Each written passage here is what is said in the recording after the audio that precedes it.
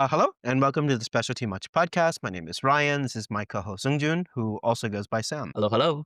And we're the co-founders of Sanko Matcha Products. Yeah, we launched the podcast to discuss our learning journey in matcha, share startup stories, and interview experts. And today we have Carolina from Soy Té joining us. Welcome, Carolina. Welcome. Thank you so much for having me. Awesome, Thanks. awesome. Likewise. So, can you share a little bit about your personal and your professional background before we jump into this episode? So I founded Soy Té back in 2012. In Mexico, it is very, very popular, or it was very popular. It's becoming less popular. These fruit teas, maybe you're familiar with them, the fruit tisanes. Oh, yeah. Okay. Mm, Yeah. And I worked for the Mexican government before. So I've been around Mexico traveling because I was convinced that I was going to be part of the change to make Mexico's infrastructure better. So I would just travel everywhere and was fortunate enough to meet a lot of fruit producers that most of the fruit would go to waste. Okay. So one of the interesting things, it's also I met this guy who was very, very good at dehydrating the fruit. So okay. Interesting. yeah, it was very, Okay. very cool. So that guy helped me dry a lot of fruit and we started making the fruit tisanes back in 2012. And that's how Cool. Soy Té started actually, not with tea, but with fruit tisanes. And I was very proud to be one of the only brands that didn't have hibiscus as a base because most brands in Mexico only had hibiscus and I love hibiscus. There's even a hashtag in Mexico that is like Team Jamaica. I'm totally Team Jamaica or Team Hibiscus. But if Okay. I'm gonna drink hibiscus water, like the refreshing thing that you drink after you go to have tacos or something, I want my hibiscus, not like other flavors. And this would be like fruit tea, but hibiscus, because this German company has become very popular selling their blends in Mexico. And I'm like, Germany doesn't even have fruit. How come Germany is the most popular country to make fruit teas or fruit tisanes if they don't even have fruit? And the Okay. way is that they put a lot of flavoring and hibiscus. So it's apple with some sort of flavoring and hibiscus. And that's what became very, very popular in Mexico. And we started sourcing from different producers like jackfruit and star fruit and other very tropical fruits to Oh, make cool. our blends. And that's how Soy Té started through fruit tisanes. That's awesome. And using all local products. Yes, A very all our fruit, uncommon story for a tea business, I think. Yeah. all our fruit is local, and all our tisane names are from a county or a municipality that has that fruit. For example, one of our most common or popular tisanes is Jocotepec, which means in the local language, the place where the sour fruit grows. And obviously, that's our berry mix. Cool. So it's even single Yeah, origin. Like that's kind of. Kind of for some fruits, because some are blends that have the main fruit and other ingredients, other fruits. But yeah, that's cool. How did the company evolve into matcha and getting into the specialty matcha realm? yeah, that was back in 2012. And then we started importing tea from bigger companies in the US like IET, ITI, ITI and Q-Trade and just other bigger companies. So we were basically intermediaries. And this we started doing because our customers started asking like, hey, can I actually buy other teas from you? And I'm like, other teas? What do you mean like other teas, right? And they're like, well, like English breakfast. And I'm like, I have no idea what you're talking about because I had zero knowledge about tea. So I started sourcing these other teas, and then like I have no idea what I'm doing, so I'm gonna learn about tea. So I took these classes with the Specialty Tea Institute, and I became Yeah. a whatever master tea, which doesn't mean anything. I don't believe that I'm a master tea certified, but I became level 4, which at the time was the highest level possible that they had. And I was like, Okay. yeah, I still feel that I don't know anything. But I took the certification and I continued sourcing teas from them. And then in 2017, I had the opportunity to go to China to visit the tea plantations, and that changed all my perspective completely. Oh, So it cool. actually took me 5 years before I could go to Origin and decide that I didn't know anything and had to obviously learn Chinese, although I never became fluent, but I learned all the terminology because I couldn't pronounce any of the Chinese tea names. And now I'm more familiar with that. So that really helped. And we started focusing more on the Chinese way of making tea, like Gong Fu style. And I Okay. became very passionate about rock teas and Phoenix oolongs. Very nice. Mm. Where in China did you visit? Obviously, Yunnan, places where, well, near Longjing and obviously Longjing and Like Hangzhou. Hangzhou. Yeah, like basically all the Cool. tea area in A Anhui. big tea tour. I guess there's a lot of different Yes, origin. I got so It's obsessed. So I visited China like 7 times in 3 years before they closed their border. wow, that's Yeah, cool. I only wanted to be in China. I was like so focused and obsessed with learning everything I could about Chinese tea. Okay. Yeah. We share a very similar path. Our tea obsession started with Kung Fu Cha and then kind of evolved into Japanese tea, into matcha. So there's a Tisan phase, a Kung Fu Cha phase, and then how did that evolve into matcha? And then in 2020, because in 2019, we actually organized a trip with our customers to go to China. So I took some customers and we went around visiting some tea farmers and tea plantations. It was very cool. And we were going to do another one in 2020 with this girl from a company called Tiwala. Uh, her Mandarin I've is heard about very her. good. Yeah, her Mandarin is very good. So I would bring the customers and she would bring the translation, which was Okay. very helpful and useful. So we were very excited about the 2020 tea tour. It was all set up, and then COVID happened, so everything got canceled. And I was like, I still need to keep learning about tea. So I basically stalked Shunan until finally I was able to get an appointment with her because I knew that she was the tea goddess or the Chinese tea goddess in the US at least. And this is the founder of Tea Drunk, right? Yes, the founder Okay. of Tea Drunk. And Shunan was like, oh, sure, I will help you. And she started questioning me like if I had to pass a final test. And like, I don't know anything about what you're talking about. So yeah, I will learn from you.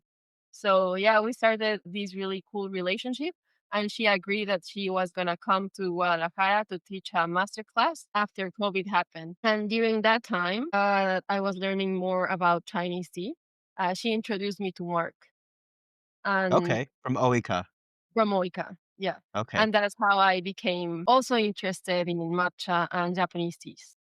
Okay. Wow, interesting story. It's very cool. How have you seen like the matcha scene in Mexico evolve over the past couple years? Now it's a mess. I think it's a mess everywhere, not just in Yeah, Mexico. it's a mess everywhere. Yeah, because it became a thing, especially for the fitness snobbish people that Okay. they only drink matcha because it's gonna change their lives somehow. And I mean, I think matcha is a really good drink that if you're very consistent and only Yeah. drink it by itself without adding anything, it can give you health benefits, but they haven't been completely proven, right? So Yeah. I think the main reason why you should drink matcha is not because it's going to prevent you from having cancer. Like that has not been proven. So right now, there are like 4 different kind of people that I have identified that wanna drink matcha. The Okay. fitness people that only drink matcha because it's the thing to drink now, like they were drinking ashwagandha 2 years ago, and now it's like matcha, and whenever something new comes along, they are gonna switch maybe. Then there's the people who are interested in drinking matcha because it looks good on social media, and they wanna be part of that trend of um, making their matcha and commenting about how cool it is to drink matcha. Mm. Then 3, the ones that don't really care about how it tastes as long as it's sweet, they will like it. Okay. And I think the third group is the most abundant group of all Mm, because they just buy whatever green powder available, the cheapest, the better. And the fourth group, which is the connoisseur or the more curious matcha drinkers, which I think will help the other three because the fourth group is the one that will continue drinking matcha and will continue learning more about matcha in the real Japanese way. mm, mm, So in my perspective, those are like the four groups that are consuming matcha now in Mexico. okay. Did these groups exist like 5 years ago, or do you think it's like a more recent, like, evolution? I think it's a more recent evolution for sure. Before, I would say that there were only two groups, like the one that drinks matcha in any presentation as long as it's sweetened and doesn't Mm, taste like matcha, and then the fitness group. okay, interesting. How much conversion have you experienced from the other groups into, the connoisseur group that you describe at the end? A lot. It was actually very, very surprising because I wanted to achieve the same thing with Chinese tea. And I tried. We even did this program, like a subscription program where we would give a class with Shunan also. And it was very interesting, but people were not buying the tea. During COVID, we got a larger group. There were like 65 people that joined So the subscription, and it was wow. pretty good during COVID. But then people returned to their normal lives and they forgot completely about Chinese tea and they're not buying any Chinese tea because during COVID, the Chinese tea sales went up for us at least. And in September 2021, that things went basically back to normal. Chinese tea sales went down so bad. Mm, And Mm, it's not happening that with matcha because the connoisseur group is wanting to do more and more and more things with matcha. And every matcha tasting that we open gets sold out in 2 days or less. wow. oh, interesting. Yeah. That's really So, interesting, actually. Well, I yeah. guess Gong Fu Cha is very different because it's not something you can just order to go easily, and it's like a bigger commitment time-wise because you need like a half hour, 45 minutes to have a session, where matcha Yeah. is a little more adaptive to, like, coffee culture kind of And you know scenario. what's the main thing? We love milk in Mexico or Mm, fake milk, doesn't matter. Almond milk or cow milk, but we mm, love milk. We are a culture that whatever you give us with milk will thrive. So matcha has the advantage that you can mix it with milk. Mm, yeah. So you can either make it as a cappuccino or anything latte. And the possibility that matcha or the option that matcha gives you of mixing it with milk is just something that Gonfu tea cannot give you. That's a great point. Never thought about that, but, that makes sense. What's Yeah. the consumption percentage between pure matcha drinkers and matcha with milk right now, based on what you have seen? I think it's about the same as a specialty coffee store. I was talking to a friend because before I worked for the Mexican government, I was trained as a barista when I was 14 years old. So I've met this guy since I was 14. Now I'm 37. So I've met him basically most of my life. So I was talking to him and he was like, I cannot make people drink matcha because he's buying matcha also from Uji, the um, Tsuji blend from Oika. He was telling me that it's the same for espresso drinkers because they are one of the best coffee shops in Guadalajara. And they sell only two espressos a day. Only two. Whoa. Yeah. And for a specialty coffee, that's like, really? Wow, If that's you are crazy. selling only two espressos a day, nobody else has a chance, right? Of making like an espresso sale. And for matcha is basically the same thing. Everyone wants lattes. And also because we are addicted to lemonades, one of the most common ways to drink matcha in Mexico is matcha lemonade. Interesting. Yeah, matcha Okay. lemonade and matcha latte. But pure matcha, I would say that it's less than 1%. He's serving Oika's, blend mostly in a latte then, and that's Yes, what's selling? only lattes and lemonade. Lattes and lemonades. Interesting. And the lemonades are sweetened too. Everything is sweetened. The lattes are not sweetened. However, all the fitness group that says that it's very fit always asks for their matcha lattes with monk fruit, which I think is one of the most horrific things that you can do to matcha. Add Yeah. monk fruit because it's not pure monk fruit. If you were gonna add pure monk fruit, I would be fine with it. But Yeah. every monk fruit that you can find in the market has erythritol, which in my opinion is one of the worst inventions that we've made as humanity. So you add your very expensive matcha with monk fruit and then agave syrup, because obviously we are in the land of tequila. So we make every product that can be derived from agave. So we obviously make agave syrup. And it's one of the most popular sweeteners in Guadalajara. So they Okay. add monk fruit with erythritol, agave syrup, and the very expensive matcha and milk. Is this like half of the sales of like specialty coffee places, or is it what would you say the balance is as it compared to coffee? Yeah.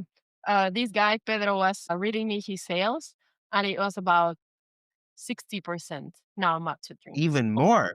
More than coffee. Wow, Wow. that's crazy. Wow. No Interesting. wonder we have a shortage, right? Yeah. And I was just sitting there because sometimes I just want to experience my customers' uh, sales by like see what they're doing with the matcha. And I would just be seated there at the counter, and people would just come in one after another and after another, like matcha latte, matcha latte, matcha latte, obviously with their variation, like matcha latte with almond milk, with agave syrup, with monk fruit. I'm like, sure. But they don't do that with their coffee. With their coffee, it's just coffee and milk. It's just give me a nice latte. And then they don't add agave syrup, or it's just, yeah, latte. So I don't know why matcha is being treated that way. Interesting. Very weird phenomenon. But I guess it's encouraging. I don't know. People like it. Their tastes might evolve too, especially as more optionality enters the markets, maybe new origins, the type of thing. Yeah, So you definitely. you were in Japan recently, I believe part of the tour with Mark. So what was your experience like in Japan, meeting tea farmers and kind of interacting with that whole group? It was very good. I really liked going with Mark because I basically begged Mark to organize a trip. I started, You were um, the impetus. yes, I started bothering him last April. So in April, 2024. As soon as I could travel because I was pregnant at the time, and as soon as my doctor cleared me, like after the whatever 7th week or whatever, I went to Oika. And I'm like, Mark, we need to organize this tea trip to Japan to Origin because I want to know all of your farmers. And he's like, ah, yes, let's do that. So he got very excited, and I was very impressed that all the farmers really respect Mark, and they allowed us to harvest some of their most precious cultivars. For example, we went with Yamasaki-san, that in my opinion, he has one of the best uji hikaris that I've tried.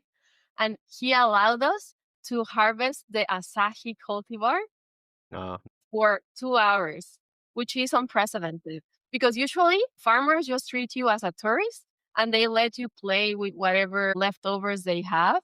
But farmers in Japan, because they respect Mark, didn't treat us like that. They really Mm. treat us like part of their community and allowed us to harvest the leaves, their most precious leaves.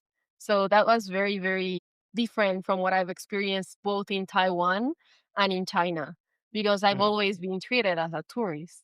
Like, oh, yeah, you want to play with the tea leaves, go play with the tea leaves. And it was just a very interesting experience. But yeah, it was very interesting to see the process because also they allowed us to go into their factories and all the confidential information that usually nobody wants to share with a group of foreigners. They were just very kind to allow us into their facilities and really show us around. So it was very, very fulfilling for me.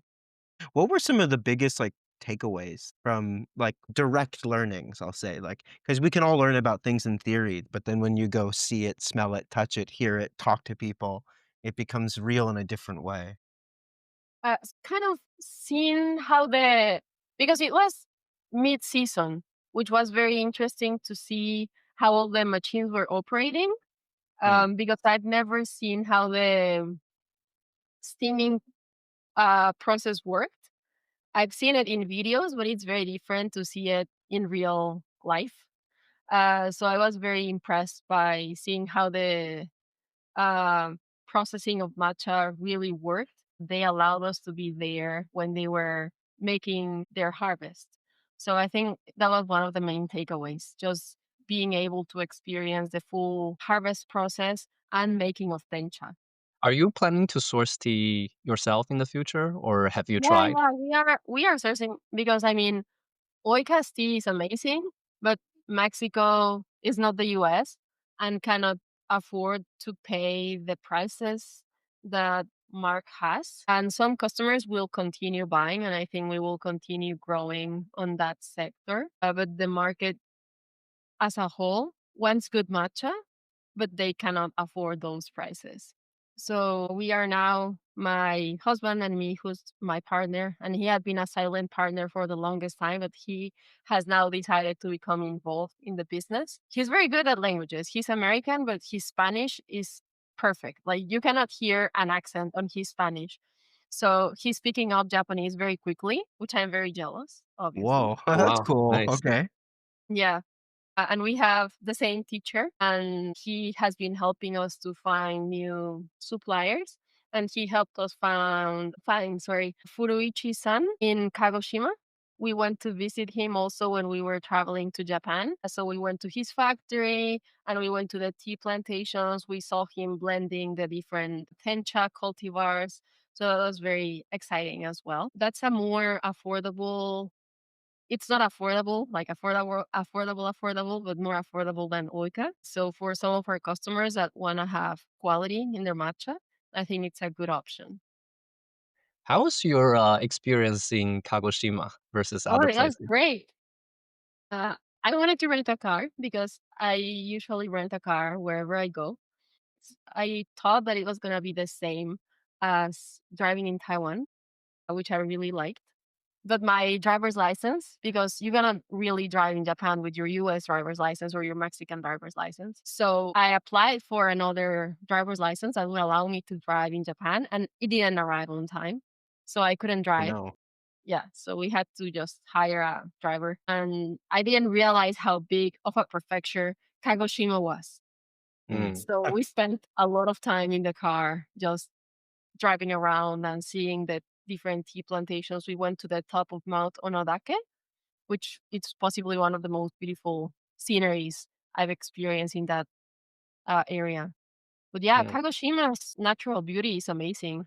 And also the onsens that we had the opportunity to go to some onsens was great. And the food, yeah, was, yeah. So Kagoshima was a great prefecture, at least for me to What was visit. sourcing tea like in Kagoshima? Yeah, especially compared to like Uji, Yame, and like the more traditional places you visited. It was remote because from one place to another, it would be like an hour and a half drive. Oh, okay. So it was just You, very, very remote to mm. be traveling from one place to another because Furichi-san were like, oh yeah, let's go to the factory. And I'm like, yeah, let's go to the factory. So we were at his main shop and we started driving. I'm like, where is the factory? Is it still in Kagoshima? And like, yeah, we drove like for an hour and a half. And yeah, I was like, wow. And also just seeing all the automatic harvesters, like those red giant, Yep. yeah, Those like tractor things. yeah, just with one person and that giant tractor just going through the tea plantations was also very cool because it was also mid-season. So it Mm, was perfect to travel during that time in May where all the harvesting was happening. mm. And they were also explaining to us, at least in Furuichi-san's factory, that before 2023, main product that they were making was sencha, and now Whoa, the they are pivot. switching It's to, recent. yeah, they were switching to tencha because the demand is just so high. And the problem now is not that much that they cannot produce enough tencha because they have the capacity just to switch from sencha to tencha, but it's that they don't have enough mills. So Huh. it's very slow. to receive We've heard that's a everything. big problem too in a lot of other Yeah. areas. Yeah, It's, the just meal. milling is a pretty big bottleneck for a lot of people. which Yeah. is good news for us. Yeah. So it's one of the things we're working on is like a countertop matcha mill. Yeah, yeah, hopefully it will come soon. It's Yeah, coming. it's coming, it's coming. Yeah, because most cafes where we sell matcha would definitely switch to hencha. And because, Cool. yeah, many places in Mexico, well, not many places, but like 12 places so far, but the meal that Mark sells, the one that The Yoshida-san makes. hand mill, yeah, Hand grinder. But you cannot really do anything with that on your yeah, business. It's like impossible unless your arm is strong enough so you can keep turning and turning and turning in a very steady way. There's no way that you will be able to make good matcha from that yeah, grinder. no. Yeah. It's, yeah, it's too slow, and it's a good demo, but, Yes. beyond the demo, it's, not that practical. Well, we spent the last 2 years basically studying the physics of the commercial Ishiyuzu, and we're like, "Okay, how do we shrink this?" So, we're using, like, decently sized millstones, like 11 centimeter diameter, but Hmm. we hook them up to heat sinks because, like, Mark's, like, commercial millstones, there's so much granite that kinda acts as a natural heat sink, so it doesn't build up heat and, burn the matcha. So we're kind of doing that, but using technology to remove the heat and a bunch of other things. Nice. So So when are they coming? we're launching a beta program in September, and then, we'll deliver the first batch early next year. So the podcast is because like, there's a lot of waiting and product Uh-huh. development. So we're like, "Oh, we should, like, share some matcha knowledge, and we can learn from people like you." It's gonna be the particle size. Oh, we already analyzed it. So the mean particle size is actually we referenced it against 2 Ishizu benchmarks. We're actually below, the particle size. So one sample we sent is like 4.9 microns on Wow, average. 4.9? Yeah, and That's another one was pretty just above good. 5. Yeah, and then Wow. we also measured the, shape of the particles, and we reached a very similar level of, how jagged the shapes are. Uh-huh. So they're like broken, they're not Yeah, round. exactly. Yeah, exactly. So and we're about parity with Ishiyuzu. So it's, we're Wow, super that's happy. exciting. We are well, I guess the only shortcoming compared to like very high quality traditional Ishiyuzu matcha is that we have a little bit of higher portion of more coarser particles. So the last sip experience is can still feel a little bit graininess. Like what you would feel in the ball mill. Yeah, exactly. And actually, we think that the ball milled matcha we're a little bit better than a ball mill matcha, and we're about as good as an average quality Ishiyuzu, especially these days where it feels like they're running them very fast. Like, So sometimes you can fast. get yeah. Yeah. Yeah, But we're definitely not at the quality of, like, Marukyu Koyameyan's highest end product that's, like, silky to the last drop. Like, we haven't reached that yet, but we're pretty competitive, we think. great. Yeah.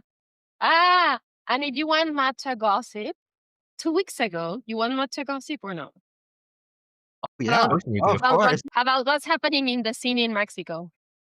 Okay. Because right now it's like the gold rush. Everyone is selling matcha. Everyone, right? So 2 weeks ago, this guy comes and he's like, I'm selling the best matcha from Uji at $45 a kilogram. I'm like, no, this cannot be Uji matcha. And also, like, the label says Uji matcha and everything, right? So he gives us the Uji matcha. And as soon as we do the sampling, see, can you guess what this orange spot is? Can you see it? Yeah, like a hint of orange color in Yeah, the I center. see it too. Weird. Okay. So what do you think it is? Is this, like, powdered with a bunch of chlorophyll or something? Or is it like oxidized? Oxidized tea? That's your last guess? Yeah, it's the best. What is that? Coloring. Food coloring. Food coloring. Food Yeah, coloring. so the way that food coloring works or green coloring works is that it's orange. And when it touches water, it becomes green. It's adulterated. They literally are putting food coloring. It's not even, like, adding chlorophyll, it's adding food coloring. Yeah, because with chlorophyll, you don't have to declare it because tea has chlorophyll. Well, this is So horrifying. this is my thought process, right? If this was a work like a Chinese matcha, Chinese really know how to do very good imitations. So it's not a Chinese matcha because it will be very well done. That you would not be able to see the added product. It's not Japanese because Japanese would declare that Yeah. it has green color added. Yeah. So this is something that a salesperson in Mexico decided to add. This is my guess. This is my Oh, like a because local. they saw that it was not selling because it was not as green as other matchas. Whoa. So they just added the coloring without really understanding how to add food coloring. And it was just too much coloring because that amount of coloring is above what the Mexican norm allows you to add. Whoa. Wow. Because I took it to my quality control lab, and as Yeah. soon as I showed them to them, they're like, "That has too much food coloring." I'm like, "Food coloring?" Like, "Yeah." And as soon as we added that to water, it was just, like, intensely green. Wow, that's very disturbing. Yeah. So, in, like, bad news of what's happening with matcha, like, everyone is selling Uji matcha for very low prices, and Mm. obviously the only way you can do that and convince the consumers that it's real Uji matcha, it's, like, if you add food coloring. Wow, that's crazy. It's a new low. We heard some people, like, milling like, cheap Gokuro or Sencha and labeling it as matcha As and adding matcha. some chlorophyll, but this is a new level. And on top of that, they still call it ceremonial matcha. Wow. Yeah, Oh, that is crazy. At $45 a kilo. Like, what base material are they buying? I have no idea. Also because obviously my video because I made it into a video because I was very upset, because Yeah. it's one of the most recognized companies in Mexico. So I was very Whoa. upset that they're doing this and that they are fooling consumers. So I made a video not saying their name because that would be crass, and if I would want to report them, I would go directly to the authorities. I'm still considering doing that, because it's a fraud, right? Like, it's Yeah. food fraud. Yeah. Um So the video went viral and they called me and they're like, "Why are you doing this video?" And like, "Why are you giving me samples with food coloring? If you were not giving me samples with food coloring, there would be no reason for me to denounce you this Yeah, way." call you I'm out. not even saying that it's you. Like, nobody will even know that it's you. Only that consumers should be aware that there's someone out there giving a bunch of samples, fooling people. That's interesting because I used to do a lot of product development in Mexico with, Mexican companies, mostly in, like, the both the savory and the sweet space, and one thing I remember is that the regulations in Mexico around food and food labeling are super strict, and actually, they're a lot more strict than in the US. It feels like they would get fined or, like, really, get in a lot of trouble by the Mexican government for doing this level of, like, food adulteration. Yeah, you would hope, and that's why I'm considering whether I should report them or not, because it's not declared, and because nobody really knows enough about matcha to understand whether it's real or not, and because real matcha is so green, like, it's also done with enough knowledge of the market to be able to do that kind of fraud. So, I think they did it in a very clever way. Yeah, but Yeah. Shame. it's really, veering consumer perception in the wrong way. Yeah. Is that even safe? Like, it Yeah. looks orange. It's new le next level. Next Didn't think level. Yeah. I didn't think I would hear about something like that bad. You never stop surprising yourself. How Well, about on the high end in Mexico in general, like with, other specialty vendors? Like, do you mhm. see a lot of people focusing on, like, if we swing like, if that's the worst, what's, like, the landscape of the best look like, and how has that evolved? There are now many companies that are offering more matcha origins, Okay. which is interesting. Kettle is also around now. Oh, Mm. I saw that they were working with some chefs and stuff. I don't know Yeah, if they've expanded more. Okay. yeah. So there's this distributor called Fen Apartamento, and they ventured with them, and now they are distributing their matcha through them, which I think it's good that Okay. there's more options available. Other than that, most of the matchas that are available are like grade 3, which is fine, but they still call it ceremonial matcha. Because we Okay. also have it. Like, we started purchasing matcha from Maruyama, which is, like, one of those very large companies in Japan that classifies the matcha like grade 1, grade 2, grade 3, grade 4, grade 5, and the grade 3 is good enough for lattes Okay. because the intent of that matcha since the beginning was to mix it with milk. Yeah. If you drink it by itself, it's gonna taste horrible, like, very, very astringent, but with milk, it's good enough. And Mm. for some consumers that wanna offer matcha in their coffee shops and cannot afford to pay a premium, I think it's a good price, especially because matcha prices went up so much. Yeah. That makes sense. 'Cause this Yeah. this shortage and the prices are crazy from everything that we've been hearing. It really makes you wonder how these, like, especially the small businesses that have built their brands on a really high-end product that's just matcha, like, if they don't sell loose leaf tea, if they don't sell anything else, and it's just this high-end stuff, like, a lot of these people's prices just doubled. And it's Yeah. like it's terrible, sort of, because it's those matcha founders that help create this global demand, which has led to this shortage. Yes. So it's like they were participating in their own downfall. Like, hopefully they stay in business, but for sure it's a really difficult time to just focus on that aspect of tea. Yeah. People are suffering from their own success, Yeah. Yeah, which is kinda sad. Yes. What's yeah. your take, in all of this? And have you experienced this shortage, in any ways, price-wise or supply-wise? Oh, yeah. We've experienced the shortage since, April this year. Yeah. We ran out of yame. We are waiting on the yame 2025 yame because there's no more availability for 2024, and customers really like yame.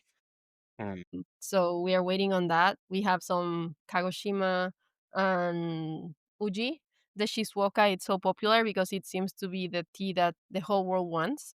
It wants like a good enough matcha, but not mm. that expensive. So I feel that that matcha is the one that is in the worst place, Mm, the one that is the most demanded. Most in demand, huh? Yeah, yeah.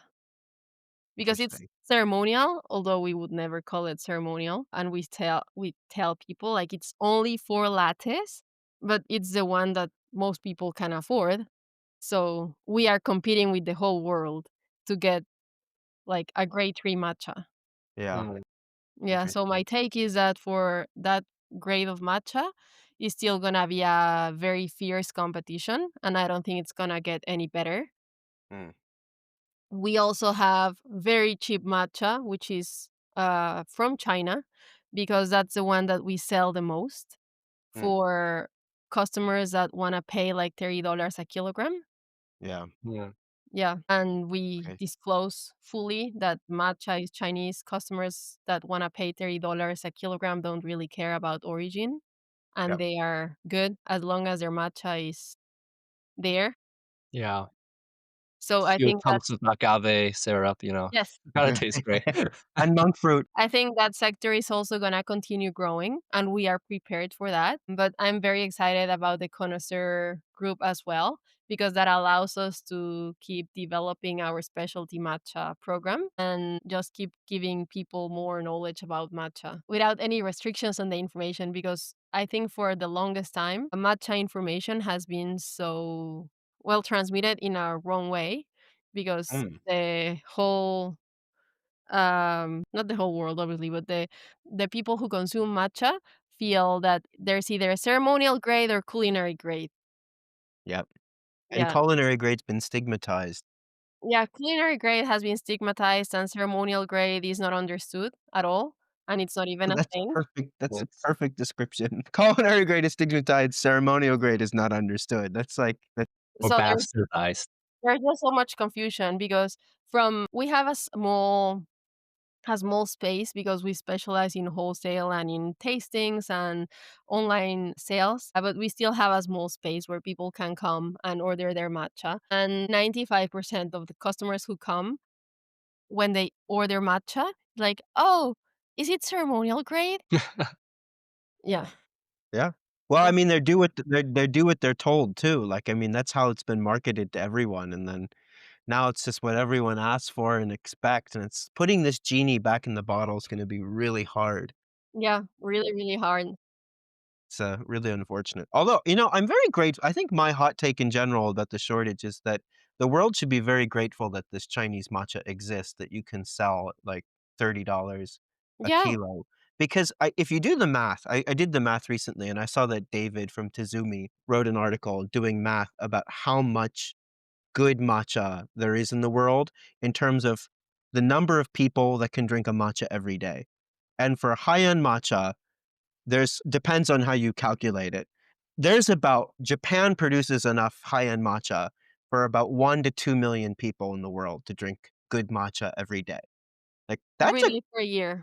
yeah, per year, and that's about how much they can make. It can service about 2 million, 1 to 2 million people, depending on how you do the math. And, like, that's not enough. No, it's definitely not enough. And, like, a lot of those matcha consumers don't want, need, or care about anything that this high-end matcha has to offer.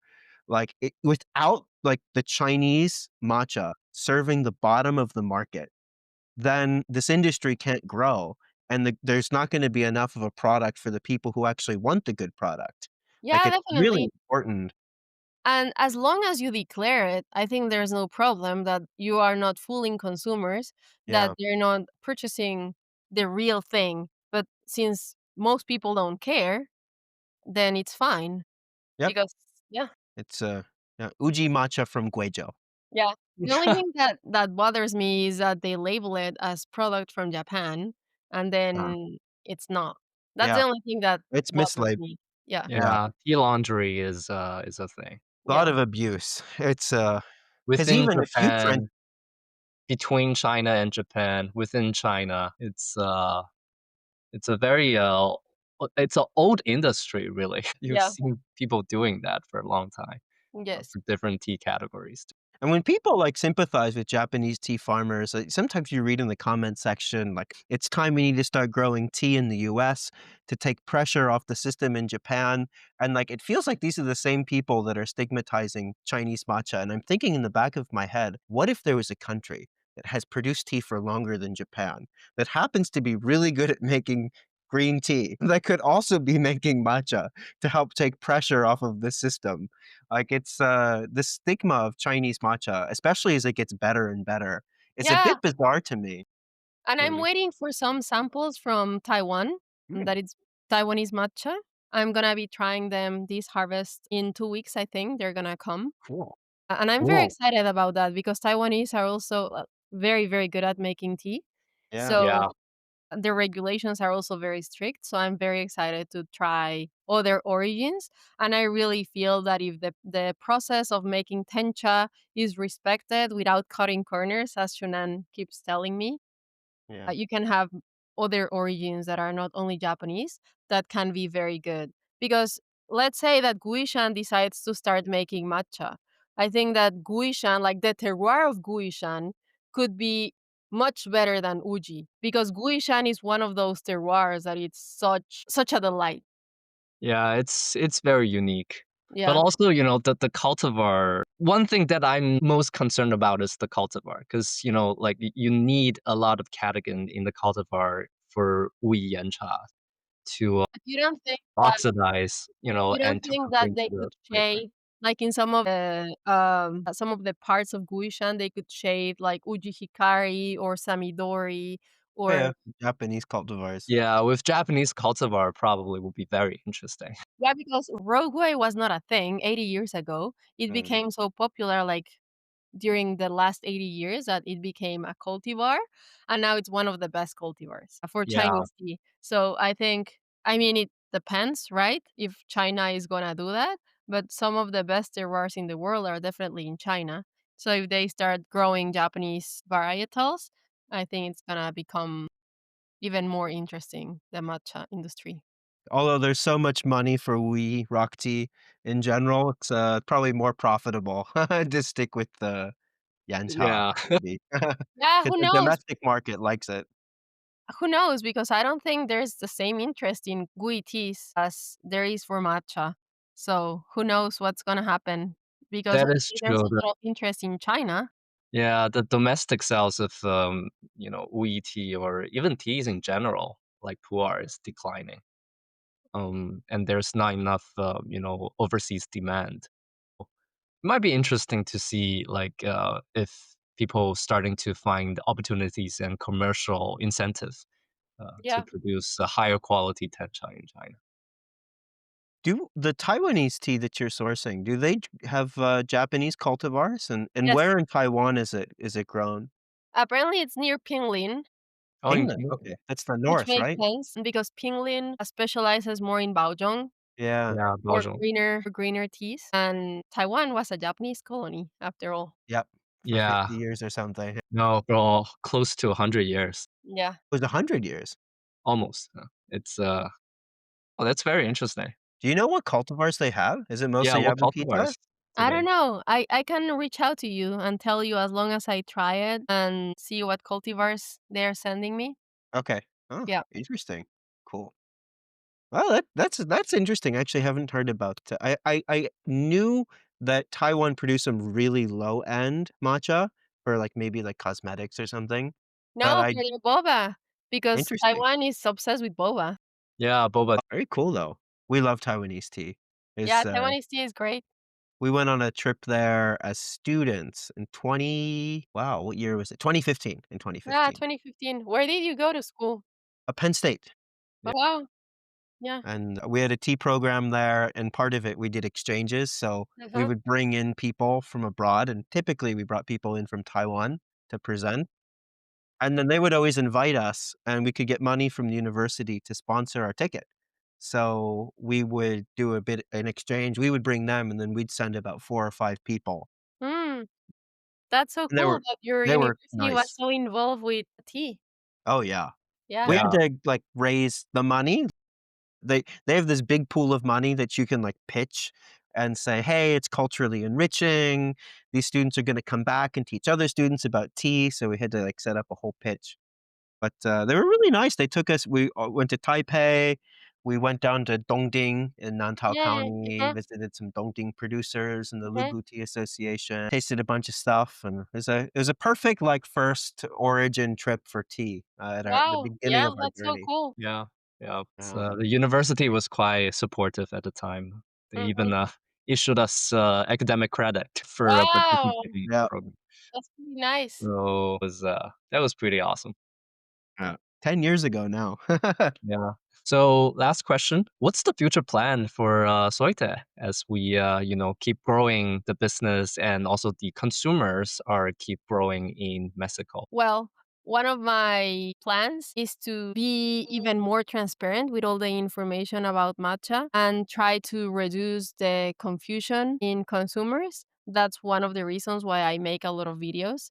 So people can have both, like the information that they can get without being fully confirmed, and then information that they can trust. So even if they don't become our customers, they can purchase the product that best suits them, just knowing what's out there.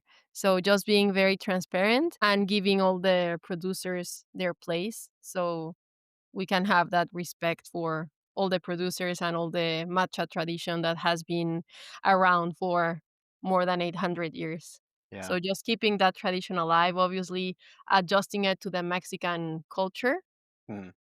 and instead of doing like a cultural appropriation, doing more of a cultural appreciation because the line is very thin. Yeah. Mm. And yeah, I would keep fighting not to cross it and just do the cultural appreciation part.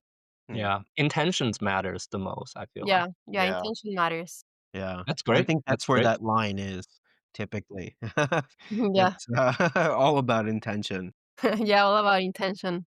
Wow, it's awesome to hear and really interesting, like, tea journey of your company and your story from Tucson to Gong Fu Cha to matcha.